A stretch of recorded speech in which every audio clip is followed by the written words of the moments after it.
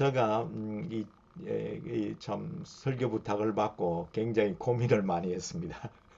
뭐 여러분도 마찬가지입니다. 우리 목사님, 선교사님들은 설교를 참 많이 하죠. 저도 이제 나이가 들면서 설교가 점점 어려워지는 것 같아요. 근데 어려워지면서 특별히 또 여러 가지 설교를 하는 중에서도 특별히 목사님들하고 선교사님들 앞에 설교하는 게 진짜 힘들어요. 그럼 아무튼 여러분 그 말씀 나누는데 제가 설교학 시간에 배운 거가 보고 들은 걸 설교하는 게 제일 내가 은혜 받은 거 설교하는 게 제일 좋다 그래가지고 제가 뭐 할 일이 있습니까? 그래가지고 제가 그 일평생 또 어린이 전도했기 때문에 그래 내가 했던 일 또 내가 하고 있는 일 그리고 내가 일생을 바친 일이 내가 정말 보고 들은 일이니까 이걸 우리 선교사님들하고 하면 좀 나누었으면 좋겠다 그런 마음으로 제가 이제 오늘 제가 그동안 했던 거 생각했던 걸 여러분과 좀 나누기를 원합니다. 저를 잠깐 뭐 좀 소개해 주셨습니다만은 저는 한국 어린전도협회 파송 인도네시아 선교사입니다. 제가 1974년도부터 어린이전도협회 간사로 사역하기 시작해가지고 한국에서 또 사역하다가 1991년도 1월 29일 날 인도네시아 선교사로 파송되었습니다. 그리고 이제 2016년 12월 31일부로 우리 어린전도협회는 규정이 만 70세면 이제 12월에 은퇴하기로 돼 있어서 저는 은퇴하고요. 지금까지 지금 이제 2022년이지 않습니까? 6년 동안은 제가 자비랑하고 제가 이제 개인적으로 지금 계속해서 똑같은 일, 그동안 하던 일이니까. 근데 사실 올해 1월 29일이 제가 인도네시아 간지 만 30년 됩니다. 그래서 이 30년 동안에 한 6년은 이제 제가 지금 개인적으로 또 하나님 허락하셔서 또 후원도 있고 또 제가 건강도 있고 이래서 합니다. 물론 저는 저 사진에 보는 것 같이 제가 고등학교 1학년 때 배구 선수로 활약하다가 또 척추결핵에 걸려가지고 한 10년 동안 들어누워 있다가 제가 이 지팡이를 지금도 이제 지팡이를 양손에 지팡이 짚고 목발 짚고 다니는 그런 선교사입니다. 그런데 그래도 하나님께서 이때가 써 주셔서 이때가 잘 감당하고 있습니다. 이때까지는 저는 이제 혹시 아시는 분 계시겠습니다만은 인도네시아가 바로 필리핀 밑에 있죠. 예, 그런데 거기에 보면 제가 이때까지 인도네시아 가서 지역들을 이렇게 하면서 지혜가 하나도 없었는데 제가 이제 가서 또 하나님 허락하셔서 또 일꾼들 좋은 일꾼들 만나고 이래서 한 20여개 지혜를 하다가 보니까 이제 그 모든 그 리더십도 인계해주고 제가 자카르타에서 사역을 하다가 한 2년 전에 제가 안 되겠다 좀 보니까 저쪽 지금 지금 붉은 선 있는 지점 인도네시아 동쪽 발리가 제가 지금 발리로 이사 갔습니다. 지금 발리인데요. 이제 발리에서 동쪽 편에 거의 섬들은 많은데 지혜들이 없어가지고 그래서 제가 이제 거기를 옮겨서 지금 몇 군데 지금 지혜를 세우면서 지금 동쪽 부분을 제가 감당하고 있습니다. 전체 리더십은 인도네시아 현지인들이 잘 하고 있고요. 어린전도협회 사역입니다. 그래서 제가 이 사역들을 감당하고 있기 때문에 제가 여러분들에게 좀 이 말씀을 나누면서 우리가 어떻게 이 사역들을 좀 잘 감당할 것인가를 좀 나누는데 사실 뭐 설교 겸 강의 겸 그렇게 좀 하기로 하겠습니다. 우리 잠깐 기도하고 하겠습니다. 하나님 아버지 감사합니다. 우리 일선에 수고하시는 귀한 선교사님들과 이 아침에 주님께서 가지시는 그 마음 중에 일부 정말 어린 영혼들 구원하는 일, 우리 청소년들 구원하는 일에 우리들이 주님의 음성 듣기를 원합니다. 성령님 오셔서 전한 자와 듣는 자들을 성령으로 충만케 하시고 주의 음성 들을 수 있도록 역사하여 주시옵소서. 예수님 이름으로 감사하며 기도하옵나이다. 아멘. 감사합니다.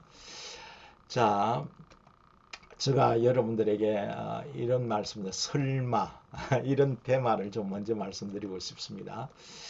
자, 선교사에게 있어서 다음 세대를 향한 어린이나 청소년 전도와 교육을 세계 복음화의 한 변방 정도라고 혹시 생각하지 않으시는가요? 제가 첫 번째 질문입니다. 이 변방이라는 말, 세계 복음화의 한 변방이라는 말은 뭐냐면 좀 사소한 사역이다. 혹시 아직도 많은 분들이 그렇게 생각을 좀 하고 있는 것 같아요.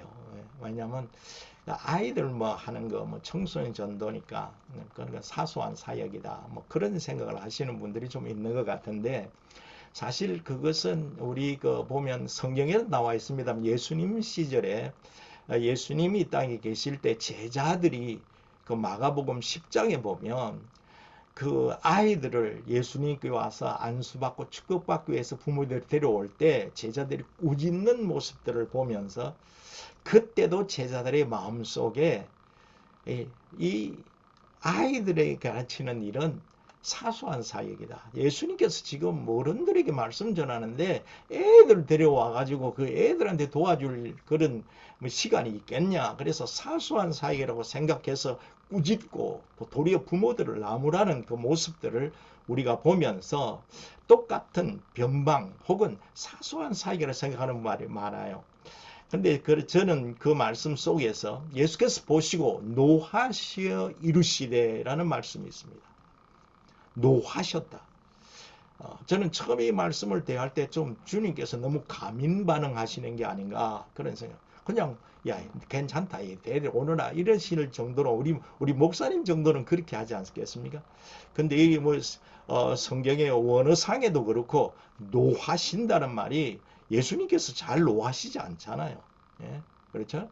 십자가에서 당신을 못 박는 군명들 그 죄인들을 위해서 도리어 기도하시던 예수님이신데 아이들 오는 거 좀 꾸짖었다고 예수님께서 노하셨다는 말의 뜻이 뭘까? 여러분 생각해 보셨나요? 예, 정말 예수님께서 노하시는 것은 그것은 변방의 일이 아니라는 거예요. 사소한 일이 아니라는 거죠. 예?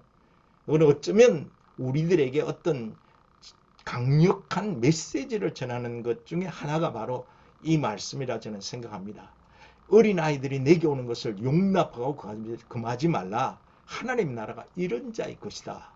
결코 아이들 다루는 일이 내가 아무리 바쁘더라도 내가 아무리 일이 많더라도 아이들에게 축복하는 일 이런 것은 결코 변방의 일이나 사소한 일이 아니라는 것을 예수님께서 강력하게 보여주시는 그 모습이라고 저는 생각하고 있습니다. 자, 오늘 본문에 읽었습니다마는 오늘 말씀 속에도 마찬가지인데요. 여기 보면 여호와께서 중국을 야곱에게 세우시며 법도를 이스라엘에게 정하시고 우리 조상들이 명령하사 그들의 자손에게 알리라 하셨으니 이는 그들을 후대 곧 태어날 자손에게 이를 알게 하고 그들은 일어나 그들의 자손에게 일러서 그들로 그들의 소망을 하나님께 두며 하나님께서 명하신 일을 잊지 아니하고 오직 그의 계명을 지켜서 하고 그 뒤에 쭉 나오죠.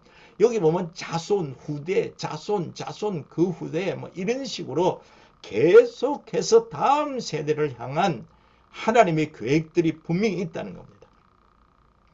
그래서 이런 어린아이들, 청소년들 사역하는 일이 결코 그것은 소홀히 하는 사소한 일이 아니라는 거죠. 그래서 다음 세대를 이어가는 어린이들과 청소년 전도와 교육 사역은 복음화의 세계 복음화의 한 변방이 아니라 복음화의 세계 복음화의 중심 전략이다. 저는 이 말씀을 좀 나누고 싶습니다. 사실 오늘 제가 말씀드릴 아주 핵심은 바로 이겁니다. 다음 세대를 이어가는 다음 세대에게 정말 복음을 전하고 세계 복음화를 위한 이 사역들은 이것은 세계 복음화의 중심 전략이 되어야 된다. 왜냐하면 우리 신명기에도 여러분 신명기가 굉장히 중요한 그 장이잖아요. 왜냐하면 이제 이스라엘 백성이 출애굽해서 이제 가나안 땅 들어가기 전에 마지막으로 이제 모세가 그들에게 하나님 말씀을 전하는 건데요. 거기에 이스라엘 백성들이 가나안 땅에 가서 어떻게 하나님 뜻에 따라 살 것인가를 가르치는 중요한 핵심 중에 하나가 내 자녀에게 부지런히 가르치며 집에 앉았을 때든지 길에 행할 때든지 누웠을 때든지 일어날 때든지 이 말씀을 강론할 것이며 이 말씀이 있죠. 자, 이 말씀 보면 부지런히 가르쳐라. 자녀를 부지런히 가르쳐라. 이것이 핵심입니다. 여러분. 근데 얼만큼 부지런히 가르치나 이 말씀대로 보면요. 집에 앉았을 때 길에 행할 때 누워서 일어날 때든지 그러니까 한마디로 말하면 24시간 가르쳐라는 거예요. 그렇잖아요. 그만큼 자녀 교육에 이게 정말 이스라엘 백성들, 하나님 백성들을 계속해서 하나님 백성답게 살게 하는 전략이 바로 뭐냐면 자녀들을 중점적으로 가르친다. 부지런히 가르친다. 이런 것이 바로 핵심 전략이라는 거죠. 예. 자, 보십시다. 이 오늘 본문 말씀이 보면 제가 아까 말씀드린 대로 선교사에게 있어서 다음 세대를 위한 어린이나 청소년 전도와 교육사학은 복음화의 한 변방이 아니라 세계 복음화의 중심 전략이다. 예. 오늘 제가 계속해서 이 말씀 드릴 텐데요. 이 세계 복음화의 중심 전략이 되어야 된다. 근데 참 많은 분들이 이 내용들을 물론 알고는 계세요. 또 어떤 분들은 정말 이것을 가지고 참 열심히 사역하는 분들도 많이 계시는 줄 믿습니다. 그러나 어떤 분들은 별로 중요하게 생각 안 하시는 것 같아요. 이것이 정말 안타까운 그 마음으로 여러분들에게 좀 전합니다. 여러분들 아시다시피 우리 10-40 창문지역 여러분 아시잖아요. 예, 뭐 선교사님들 다 아실 거고요. 그래서 우리 그 세계 변혁 운동가이신 루이스 부시 박사님께서 우리 1989년도에 필리핀 마닐라 로잔 세계 선교대 2차 회에서 이걸 처음 이제 제창하고 이렇게 였잖아요. 그리고 정말 전 세계가 선교 전략으로 이걸 굉장히 많이 했고 미전도 종족 그러면서 정말 그 10, 40 창문 지역의 60여 개국의 30억 인구들 그 미전도 전도 지역에 집중적으로 참 그동안에 많이 했어요. 이거는 여러분 잘 아시는 건데 자, 이 10, 40 창문 지역에 1989년에 마닐라에서 이게 됐는데 이것이 바로 2009년 뉴욕에서 똑같이 이 루이스 부시 박사님께서 44 창문 지역에 대해서 말씀하셨어요. 새로운 운동을 제창하셨어요. 그게 바로 뭐냐면 4세와 14세에 있는 아이들이 전 세계에 해보니까 20억 인구들라는 거죠. 예. 그래서 이제 앞으로는 이게 초점을 맞춰야 된다. 물론 이 이야기 벌써 여러분 중에 많은 분들은 알고 계실 겁니다. 근데 제가 한 번 더 상기시켜 드리는 겁니다. 그러니까 정말 이제 포커스를 어디 맞춰야 되는가? 14 창문 지역 4살부터 14살 뭐 만으로 지금 이제 계산하는 거겠죠. 이제 이런 아이들에게 중점적으로 복음을 전해야 된다. 그래서 이 44 창문 지역에서 새로운 세대를 일으키라 하는 것이 그 운동의 아주 핵심이었습니다. 그래서 정말 이걸 통해서 이제 세계 복음화의 아주 새로운 패러다임을 이제 제창하셨죠. 예, 그것이 바로 이제 일어난 일이고요. 그런데 이 일이 이제 우리 한국에도 2010년, 2009년에 뉴욕에서 바로 이 컨퍼런스가 일어났어요. 그러고 난 뒤 2010년에 서울에서 이 컨퍼런스가 열렸습니다. 저도 이 참석했는데 이제 그때 책인데요. 근데 이 컨퍼런스에서 이제 직접 또 루이스 부시 목사님도 오시고 그러면서 이제 컨퍼런스를 했는데요. 여기에 핵심이 바로 그겁니다. 이제 거기서 이제 루이스 부시 목사님께서 한 그 서론에 여기 보면 책의 첫 번째 보면 이제 왜 연령층이 중요한가 그 강의 속에 이런 게 있습니다. 21세기 초에 있어서 우리 가장 중요한 사명은 세상을 변화시킬 새로운 세대를 44 창문 지역에서 구해내고 관심을 기울이며 양육하는 일이라 생각합니다. 그리고 44 창문 지역이란 인구 통계학적으로 4살 때부터 14살 연령층을 말하는데 이 연령층은 영적인 역량이나 발달 과정상의 모든 역량을 가장 쉽게 수용하는 나이입니다. 그리고 44 창문 지역의 비전은 어린 시절에 번역의 영향력을 최대한 받고 성장 과정에서 계속되는 영향력을 지속적으로 받을 수 있도록 격려하고 동원하는 데 있습니다. 라고 그분이 이제 강조를 했습니다. 저도 이제 한 파트 속에서 이제 그 토론하는데 이제 패널로 참가도 하고 했습니다만은 이제 이런 그 사역들이 새로운 패러다임이란 말이야. 그러니까 정말 이 세상에서 정말 새롭게 우리가 정말 좀 집중해야 될 것. 그것이 바로 각 선교지에 있는 다음 세대를 품는 그런 시간. 오늘 저는 여러분과 함께 나누는 것이 참 우리 선교지에서 다음 세대를 품는 좀 그런 시간들이 됐으면 좋겠다. 그런 마음으로 말씀을 합니다. 자, 왜 다음 세대에 복음화인가? 왜 복음화가 중요한가? 첫 번째, 여러분 아시는데요. 하나님 뜻이에요. 여러분 이 말씀 속에 보면요. 백성의 여호수아가 산 날 동안과 여호수아 뒤에 생존한 장로들 곧 여호와께서 이스라엘을 위하여 행하신 모든 큰 일을 본 자들이 산 날 동안에 여호와를 섬겼더라. 이게 사사기에 나오는데요. 바로 그 세대 사람도 다 그 조상에 돌아갔고 그 외에 일어난 다른 세대는 여호와를 알지 못하며 여호와께서 이스라엘을 위하여 행하신 일도 알지 못하더라. 여러분 이 사이 아까 7절과 10절 사이가요. 그냥 한 세대 사이입니다. 여러분. 근데 바로 여호수아의 세대라는 것은 바로 뭐냐면 그 광야에서 그 기적을 보고 기적을 먹고 살았지 않습니까? 저는 그런 이야기를 자주 합니다. 왜냐하면 그들은 날마다 구름기둥, 불기둥 인도하시고 또 하나님께서 날마다 아침마다 기적적으로 만나를 내리시면서 그래서 기적을 먹고 기적을 보고 사는 하나님의 살아계심을 생생히 체험한 세대들이 아닙니까? 근데 그들이 바로 죽고 난 뒤 바로 이 말씀 오기 전에 여러분 아시죠? 아까 신명기에서 내 자녀에 부지런히 가르치라. 내가 어떻게 광야를 인도하고 어떻게 애굽에서 인도한 것을 부지런히 가르치라고 말씀하지 않았습니까?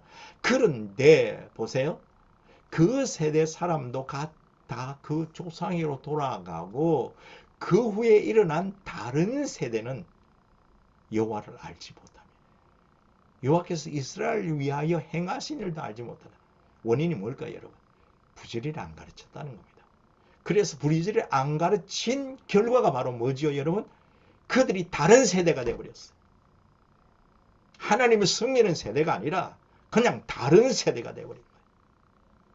여러분, 이것이 바로 뭐냐면 다음 세대를 이어가는 이 어린이들과 청소년들 전도와 교육 사역은 복음화의 한 변방 사역이 아니라 복음화 중심 전략이 되어야 한다는 겁니다.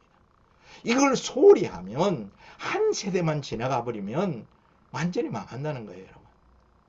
하나님이 누구시냐? 뭘 하셨냐? 여러분, 이건 우리가 개인적인 가정에서도 그렇게 일어날 것이고 또 이게 교회 현상에서도 이게 충분히 일어나고 있지 않습니까? 지금 이것이 이제 교회 위기로 지금 다가오고 있습니다. 여러분 이미 유럽의 교회가 미국의 교회가 그리고 한국 교회가 지금 여러분 이런 위기 상황에 있지 않습니까? 지금 주일학교가 없어진다는 이야기가 제가 한국에 와서 제가 이제 3년 전에 그 신장 이식 수술을 했습니다. 제가 신장이 나빠가지고 완전히 죽음까지 갔는데 마침 또 우리 큰아들이 줘가지고 제가 신장 이식 수술을 해서 지금 현재는 제가 이제 선거지에 왔다 갔다 2달에 한 번, 석 달에 한 번 그러면서 병원도 왔다 갔다 그러고 저는 지금 한국에 있습니다만 지난 월요일 날에 제가 인도네시아 들어왔습니다. 그리고 이제 지금 6월 달에 다시 나갈 건데 근데 이 보면요 한국에 와서 듣는 이야기가 주일학교가 요새 코로나 때문에도 그렇지만 코로나 전에도 벌써 주일학교고 주는 학교들이 많았어요. 어떤 사람 핑계 대죠. 요새는 애들 적게 난다 그런 소리 마십시오. 애들 적게 낳아도 여러분 보세요. 교회 밖에 아이들이 얼마나 많이 있는지. 그런데 우리는 자꾸 핑계 댑니다. 아주 그냥 합리화시킵니다. 이게 중심 전략이 우리가 희미해진 겁니다. 왜 다음 세대 복음화 중요한가? 첫 번째는 하나님 뜻이죠. 하나님 전략이에요, 사실은. 또 두 번째는 모든 영혼이 귀한 거예요. 그런 그 아이들 그 영혼은 천하보다 귀한 겁니다. 그렇죠? 여러분, 사람이 온 천하를 얻고도 자기 목숨을 잃으면 무엇이 유익하래요? 여러분, 우리는 수많은 사람들 중에 한 영혼이 생각할지 모르지만은 그 영혼 각자에게는 내 영혼은 이 땅에 바꿀 수 없어요. 내가 천하를 얻고도 내 목숨 없으면 아무것도 아니잖아요, 여러분. 예? 그리고 또 이 영혼 하나하나는 하나님의 자녀예요, 여러분. 우리가 어디 가서 뭐 하나 주워오는 게 아니라 이런 양 이야기에서 여러분 아시잖아요. 100마리가 거의 본래 목자의 것이었어요. 그런데 한 마리 잊어버렸어요. 그런데 찾아와가지고 기뻐하잖아요. 그런데 이 목자가 100마리가 있었는데 길 가다가 어디 이런 양 한 마리 찾아와서 그런 이야기가 아니란 말이에요. 내 양이란 말이에요. 하나님께서 이 땅에 있는 모든 영혼들은 이 땅에는 아이들이라도 그 영혼은 하나님께서 귀히 여기시고 하나님께서 그 아이에 대한 창세전에 그 아이를 예비하셨고 그 아이에 대한 계획을 갖고 있으는 한 영혼 한 영혼이 중요한 영혼이다 이런 뜻이에요. 그 영혼은 천하보다 귀하고 하나님 결코 놓칠 수가 없는 그런 영혼들이라는 것을 우리가 인식해야 됩니다.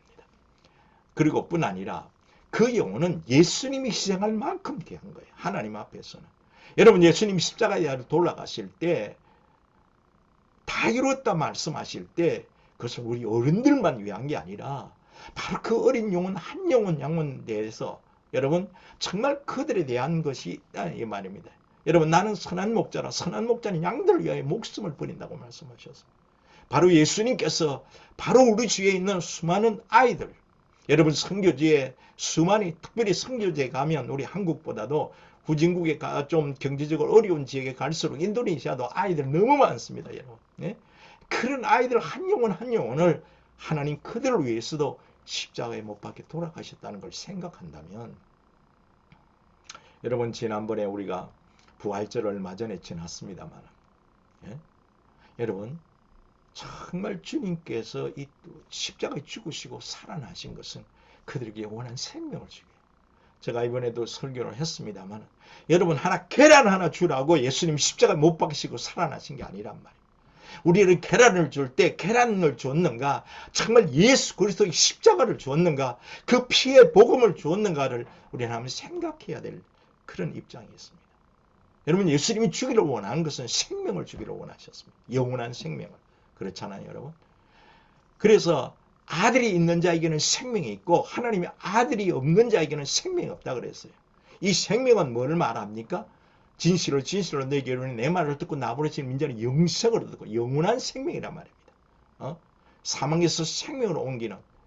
그러니까 아들이 있는 자에게는 바로 영원한 생명이 있고 요새 우리가 주위에 아이들이 있습니다. 어쩌면 또 우리 한국 같은데 옷도 잘 입고 다니고 그럴지는 모르지만은 아이들이 살아있지만은 그것은 요 생명을 말하는 게 아니란 말입니다. 영원한 생명이 있느냐 없느냐는 이야기죠.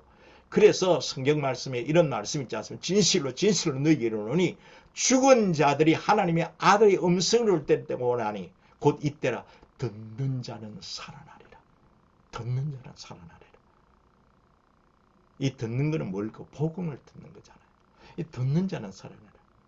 복음을 들려만 주면, 그러니까 다른 말로 저는 이걸 바꾸고 말하면 들려만 주면, 복음을 들려만 주면 살아난다는 거예요. 여러분, 우리 주위의 수많은 영혼들, 여러분 선교지에 있는 수많은 영혼들, 그들에게 복음을 들려만 주면 살아난다는 거예요. 누가 들려주겠느냐.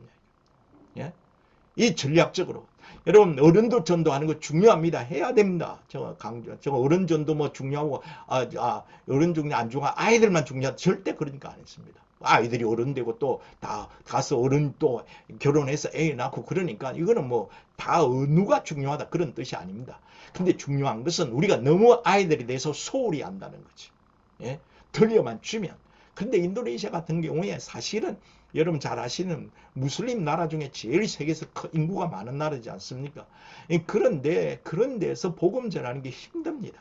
그런데도 그들이 들려만 주면 그 살아나는 역사들을 우리가 보고 있습니다. 여러분, 이것이 중요한 거죠. 자, 그래서 주님 말씀에 마태복음 18장 14절에 이와 같이 이 작은 자 중에 하나라도 이루어지는 것은 하늘에 계신 너희 아버지의 뜻이 아니다. 왜? 그 영혼이 귀하고 정말 천하보다 귀하고 예수님이 그 영혼을 위해 죽고 그 한 영혼을 살리기 위해서 예수님 십자가에 돌아가셨고 살아나셨기 때문에 이 작은 자 중에 하나라도 이루어지는 것은 하늘에 계신 너희 아버지의 뜻이 아니라 우리 어린 전도회 주제 성구가 바로 이겁니다. 하나라도 이루어지는 것. 한 영혼이라도 구원하는 것. 이것이 우리가 지금 하는 거죠. 그러면 어린이 선교사에게서 선교사들의 역할은 무엇인가? 첫 번째는 여러분들이 축복의 통로가 되지 않는데 사실은 여러분 축복의 통로를 사역하고 계세요. 여러분 그렇게 하는데요. 제가 그렇게 이르시되 너희는 온 천하에 다니며 만민 속에 어린이 청소년이 들어가 있죠. 복음을 전파하라. 여러분이 복음을 전파하는 축복의 통로로 우리가 쓰임받고 있지 않습니까?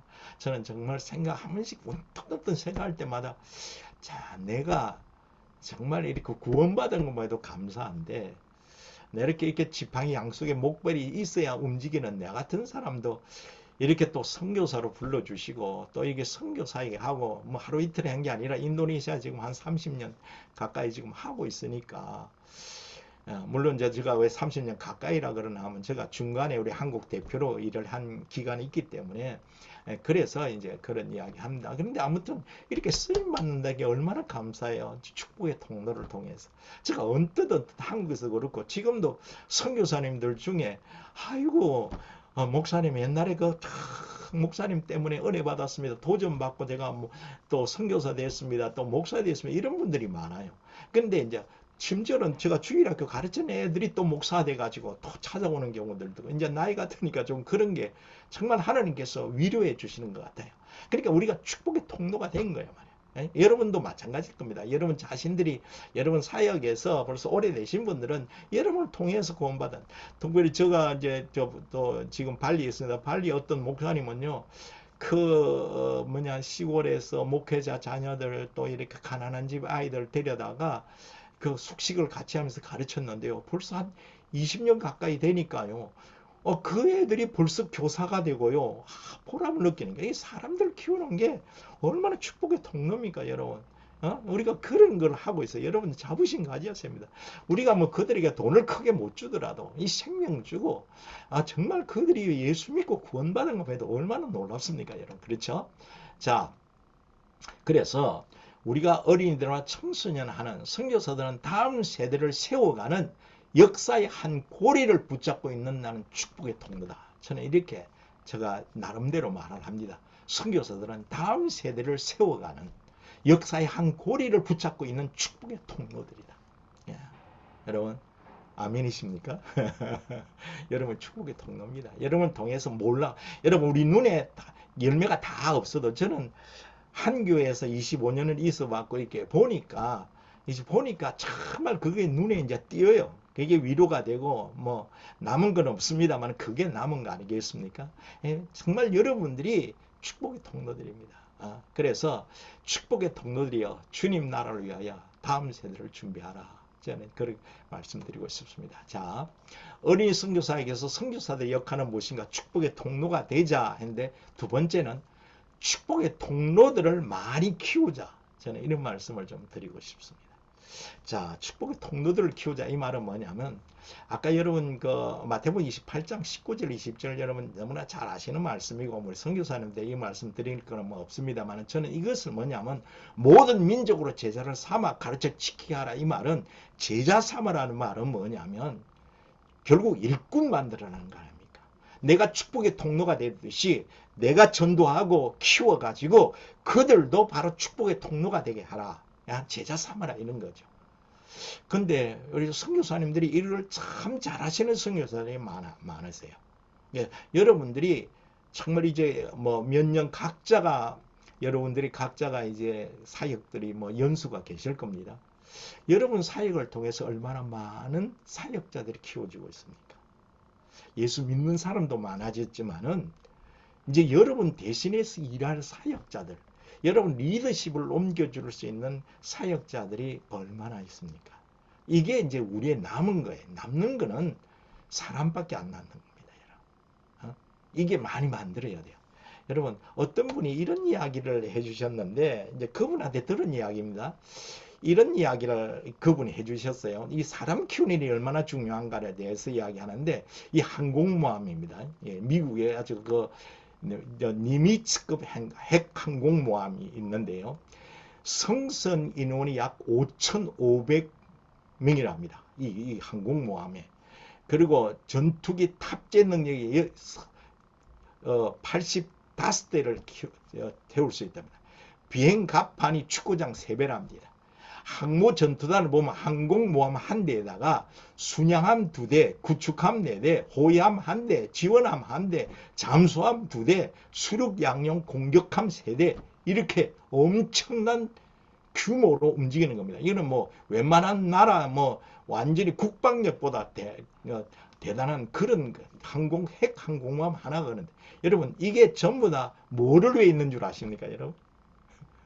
그분이 이렇게 질문하는데요. 저는 진짜 깜짝 놀랐어요. 뭐를 위해 이 항공모함이 이렇게 하늘에도 비행기가 있고 막 바다 속에는 또 뭐 잠수함이 있고 막 뒤에 막 구축함들이 있고 막 호위함도 있고 막 이게 무엇 때문에 냐 이게 그분이 말하는 게 뭐냐면요. 이 비행사를 위해서다. 탑건을 위해서 있답니다. 결국은 뭐냐면 항공모함 뭐예요? 비행기 띄우는 거잖아요. 이 비행기 띄우는데 이게 전부 다 비행기를 띄워가지고 조종사가 갈 수 있도록 이걸 보호하는 게가 이리 엄청난 규모가 필요하다는 겁니다. 그런데 그러면서 지금 그분이 이야기하는 게가 뭐냐면 우리가 이 비행사를 키우듯이 선교에서도 우리에는 누가 필요하냐면 바로 복음의 탑건들이 필요한 거예요. 일꾼들이 필요한 거예요, 여러분. 예. 그러니까 보세요. 우리가 선교의 목표는 오직 하나, 영혼 구원하는 거잖아요. 예. 그리고 이 목표를 이루는 데는 필수적으로 많은 사람이 필요합니다. 그리고 더 빨리, 더 많은 영혼들을 구원하기 위해서는 더 많은 사역자들이 필요하죠. 그래서 선교사의 확장은 충성된 사역자들을 얼마나 많이 확보하는 데 달려있다는 겁니다. 그렇잖아요. 제가 여러분이 열심히 하고 있습니다만은 제가 어떤 때 참 답답한 부분이 있어요. 저도 지금 저는 사실은 자카르타 근교에 수양관, 그러니까 트레이닝 센터가 있습니다. 그래서 침대만 해도 이제 한 80개 베드가 있는 그런 수양관을 가지고 훈련을 시켰고 그랬는데 제가 이제 아까 말씀드린 대로 은퇴하고 난 뒤 이제 직원들도 있고 수양관도 있고 하니까 있는데 보니까 내가 좀 안일에 빠져 있는 것 같아요. 그래서 그거 다 이제 인도네시아 협회에다가 다 넘겨주고 저는 아예 그냥 발리로 이사가 버렸어요. 이 동쪽 개척한다. 그러니까 어떤 때는 우리가 좀 안일에 빠져 있는 때가 많아요. 왜냐하면요, 더 많이 할 수 있는데 이때까지 했는데 우리가 처음 선교 나올 때 우리 선교사님들 한번 기억해 보십시오. 처음 선교 나올 때 가진 그 열정들이 지금도 살아있는가? 사실은 처음에 그 열심히 가지고 더 빨리, 그리고 지금도 더 많은 영혼들이 일지 않습니까? 인도네시아 지금 사역해봤자 저 세 발이 핍니다, 여러분. 그 인구가 지금 얼마나 많은데요. 그 인구 중에 3억이 다 돼가는데 1년에 전도해봤자 몇 명 합니까? 이게 더 많은 아이들 구원해야 되면 더 많은 일꾼들이 필요하단 말이에요. 그러려면 더 많은 일꾼들을 키워야 나가야 된다. 이게 지금 우리 사역에서 우리가 얼마만큼 참 더 빨리 더 많은 영혼들을 구원하기 위해서 얼마나 더 많은 사역자를 키워나가는가, 축복의 통로들을 만들어 나가는가, 이게 우리들이 집중해야 될 일이다 이 말이죠. 여러분 보십시오. 이슬람 국가는 분명히 있습니까 없습니까? 여러분? 이슬람 국가 있어요, 여러분. 분명히 있어요. 예? 있지 않습니까? 우리가 이름 내면 많지 않습니까? 그런데 여러분, 기독교 국가 있습니까? 어느 나라가 기독교 국가입니까? 생각해 보십시오.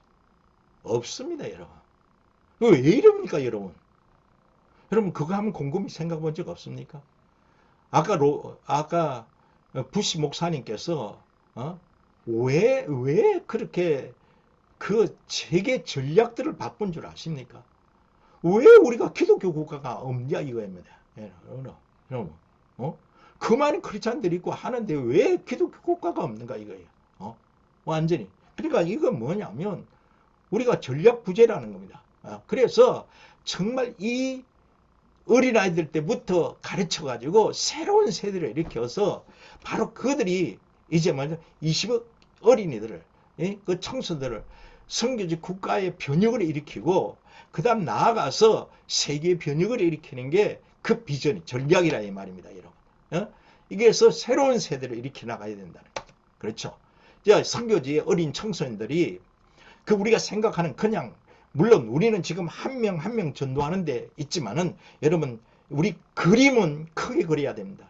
내가 가르친 아이들, 내가 전도하는 아이들이 바로 그들이 종교적으로 종교, 예술계, 스포츠, 교육, 과학, 정치, 경제 모든 분야에서 리더들이 되는 거예요.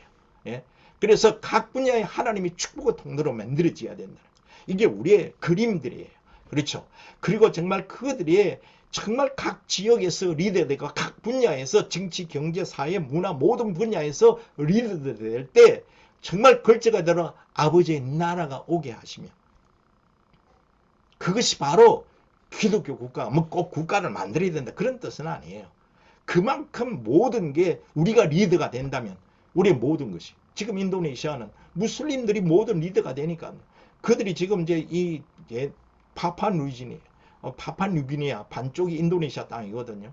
근데 그 땅이 여러분 이때까지는 기독교 선교사들이 가서 기독교 국가인데요. 지금 무슬림들이 무지막지에 들어가 가지고는 지금 이제 전부 다 땅 사버리고 다 해버리 가지고는 이제는 이제 점점 이제 걱정하고 있어요. 지금 그렇게 돼버린단 말이에요. 근데 여러분 우리가 하는 일이 제가 이 말씀 지금 드리면서도 여러분 중에 야 우리 하나님 이름을 세계를 번역시키겠는가? 저는 시킬 수 있다고 생각합니다. 인도네시아만 하더라도 여러분 생각해 보십시오. 인도네시아가 처음부터 무슬림 국가 아닙니다. 인도네시아 여러분 아시지만은 그 수마트라가 이 싱가포르하고 이 인도네시아하고 그 사이에 그 해협에 그 수마트라 섬이 있지 않습니까? 그게 몇몇 무슬림들이 왔다는 겁니다. 그런데 그들이 인도네시아를 완전히 무슬림화 시켜버린 거예요. 야, 그들은 되는데 우리는 안 됩니까? 지금 인도네시아 교회들이 얼마나 많은지 아십니까, 여러분? 물론 무슬림이 90% 이상이라고 말하지만 교회도 많아요. 우리라고 뒤집어 놓을 수 없냐 이거예요. 우리가 지금 작은 일을 하고 있는 것 같아도요. 우리가 열심히 각자 일을 하면요. 얼마든지 달라질 수 있어요. 제가 그 배너라는 영화의 한 장면을 보는데요. 배너라는 영화에 보면 마지막에 예수님 십자가에 못 박히는 장면이 있습니다. 그 장면에 보면 이렇게 예수님의 비가 내리면서 핏물이 예수님 핏물이 빗물과 함께 흘러가는 장면이 나옵니다. 여러분 이 장면 속에서 보면 그러면서 이 앵글이 쫙 펴면서 이 물이 흘러서 시내가 저쪽으로 비춰지는데 저는 그걸 처음에 보면서요. 얼마나 감격스러운지 모릅니다. 정말 이것이 바로 뭘 말하냐면 초대교회 수많은 예수님의 피를 받은 정말 그 초대교회 교인들이 이 피의 복음을 전하지 않습니까? 소아시아들, 유럽과 미국, 아시아 나가서 한국과 그래서 수많은 사람들이 한국에 올 때까지 나에게 올 때까지 수많은 순교의 피를 예수님 흘린 그 피에 수많은 순교의 피를 통해서 우리까지 오지 않았습니까? 여러분 생각해 보십시오. 여러분 그래서 그것이 있는데 선교사는 예수님의 보혈로 완성된 이 피의 복음을 다음 세계에 전할 축복의 통로들입니다. 우리가 그걸 왜 못하겠어요? 처음에 한번 생각해 보시면 초대교회 그 몇몇 사람들이 어떻게 로마를 점령하고 세계를 퍼져나가겠습니까? 그건 꿈만 같은 이야기고 믿을 수 없는 이야기였습니다. 그러나 그들은 하나님의 명령 따라서 그들이 열심히 전하다가 그들이 정말 하다가 죽고 했지만은 결과적으로 로마를 점령하고 나아가서 소아시아와 유럽과 아시아와 전 세계에 퍼져나가지 않았습니까? 왜 안 되겠습니까, 여러분? 저는 된다고 생각합니다.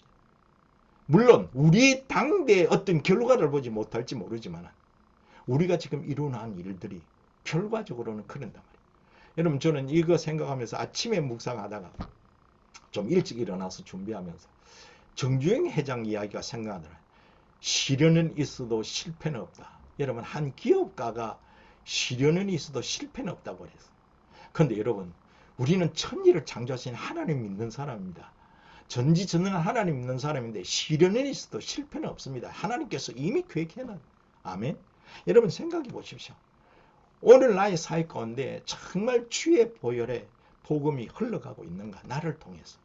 저는 한 예화를 들고 마치도록 하겠습니다. 조셉 헨리 데이비스라는 그 선교사 이야기를 제가 알고 있습니다. 이분은 호주 최초로 한국으로 파송된 선교사입니다. 조셉 헨리 데이비스는 1889년 10월에 배편으로 부산에 도착합니다. 지금부터 133년 전 이야기입니다. 그래가지고 전라도 경상도 허가를 받아가지고 1890년도 3월 14일에 서울 출발합니다, 여러분. 그래가지고 수원, 천안, 공주, 논산, 전주, 하동, 그래가지고 4월 4일에 부산 도착합니다. 20일 만에 도착합니다. 전도하다가. 여러분, 근데 여러분 생각납니까? 그때 당시에 여관이 있었겠습니까? 무슨 호텔이 있었겠습니까? 햄버거가 있겠습니까? 있었겠습니까? 주막에 들려서 밥 먹고 그 빈대 많고 벼룩 많은데 자다가 천년두 그래가지고 병에 걸렸어요.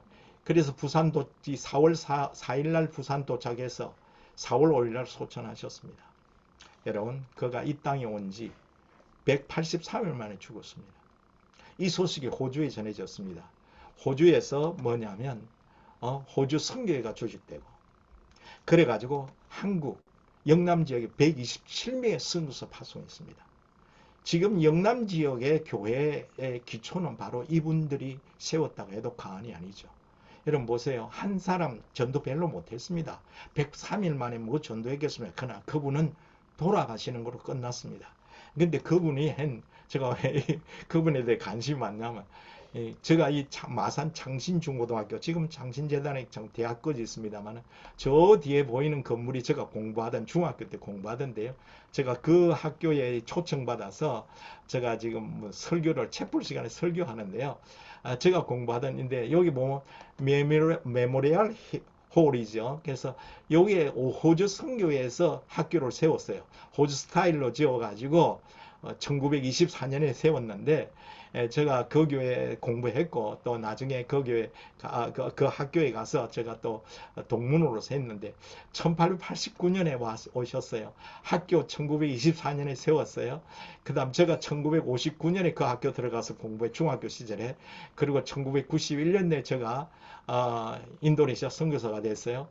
제가 계산을 해보니까 102년 후에, 그분이 오신 지 102년 후에 제가 인도네시아 선교사가 됐더라고요. 선교사는 하나님의 축복의 통로입니다, 여러분. 와서 얼마 못하시고 돌아가셨지만 그분 통해서 뿌려진 씨앗들은 엄청난 겁니다. 나는 여러분이 당대의 열매를 못 볼 수도 있습니다. 그러나 내가 전도한 아이들이 미래의 교회고 미래의 세계고 하늘나라 확장하는 데 귀하게 쓰임받을 줄 믿습니다. 우리는 축복의 통로입니다. 여러분들, 아까도 말씀드렸습니다만 우리가 선교지에 내가 가르친 아이들이 바로 그 나라의 그 모든 분야에서 정말 리더들이 되고 각 분야에서 하나님의 축복의 통로가 될 때 정말 하나님 나라가 그 나라에 전 세계에 임하게 될 것입니다. 여러분, 이것이 우리가 정말 주님 앞에 해야 될 중요한 우리의 분야들입니다. 자, 이제 말씀 마칩니다. 정말 우리가 주여 저희들을 하나님 나라의 축복의 통로로 사용하여 주시옵소서. 저는 여러분과 함께 오늘 아침에 이 말씀을 나누면서 우리가 기도하기를 원합니다. 우리가 정말 이 나라에 여러분 가 있는 각자의 나라에서 하나님 나라의 축복의 통로로서, 그리고 축복의 통로들을 만들어가는, 또 여러분 이때까지 잘 하셨습니다. 그러나 정말 우리가 새로운 비전을 갖고 새롭게, 그래서 아까 말씀드려요. 선교사에게 있어서 다음 세대를 위한 어린이와 청소년 교육 사역은 복음화의 한 변방이 아니라 세계 복음화의 중심 전략이다. 여러분 기억하시면서 우리가 정말 그 어린 영들, 우리 선교사들은 하나님의 축복의 통로들이고 또 나아가서 하나님 축복의, 하나님 복음의 계승자가 되어야 되고, 나아가서 청소년들도 우리가 가르친 청소년들도 하나님 복음의 계승자가 되어야 됩니다. 성경 말씀에 이와 같이 이 작은 자 중에 하나라도 이루어지는 것은 하늘에 계신 아버지의 뜻이 아니라 그랬습니다. 그래서 우리 잠깐 한번 뜻을 모아서 하늘 앞에 한번 기도하면 좋겠습니다. 우리가 한번 통성으로 한번 기도하면 좋겠습니다. 각자 있는 자리에서. 여러분 머릿속에는 여러분 사역지에 있는 그 수많은 어린 영들. 제가 인도네시아 91년도 갔는데 90년도에 제가 그게 단기 선교로 갔다가 선교사 갈 계획을 갖고 간 게 아니라 할렐루야 교회 청년부들 그 강사로 같이 따라갔다가 와가지고 7월달 8월 초에 갔다 왔는데 그때부터 눈만 감으면 인도네시아 아이들 얼굴이 떠올라가지고 그래서 2달 만에 제가 항복하고 그리 인도네시아 갔습니다. 여러분 주위에 있는 그 수많은 아이들 또 정말 영혼들 기억하시면서 그들을 생각하면서 정말 그들에게 우리가 축복의 통로가 되고 또 정말 그들이 자라서 하나님의 축복의 통로가 되도록 우리 이 시간 다 같이 한번 주님 앞에 한번 기도하는 시간 되기를 바랍니다. 우리 다 같이 한번 기도하겠습니다. 다 같이 기도하겠습니다.